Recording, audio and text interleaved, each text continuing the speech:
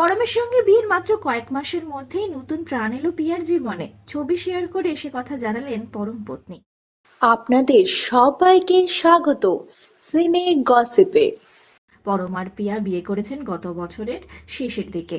তাদের বিয়ের পর থেকে তাদের নিয়ে চর্চা নেহাত কম হয়নি, তবে সে সমস্ত সমালোচনাকে পেছনে ছেড়ে নিজেদের দাম্পত্যে এগিয়ে যাচ্ছেন।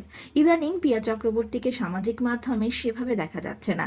এত দূরে কেন তিনি সামাজিক মাধ্যম থেকে, সে ব্যাপারেই জানালেন এবার পিয়া চক্রবর্তী। তার জীবনে এসেছে নতুন প্রাণ, আর সেই একরতির ছবি শেয়ার করে কি লিখলেন পিয়া। তিনি জানালেন, সামাজিক মাধ্যম থেকে দূরে ছিলাম কারণ আমার জীবনে এই নতুন প্রাণ অধিকার করে বসেছে। অফিস চত্বরে দেখা পেয়েছি ওর, এত নরম আর গায়েও এত লোম।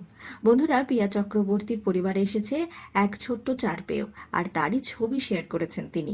আসলে অফিস চত্বর থেকে অভিনেত্রী পেয়ে গিয়েছেন এই বিড়াল ছানাকে, তাকেই বাড়ি নিয়ে এসেছেন তিনি। কিছুদিন আগেই সামাজিক মাধ্যমে সেই চার পেয়ে সদস্যের ছবি শেয়ার করেছিলেন অভিনেত্রী।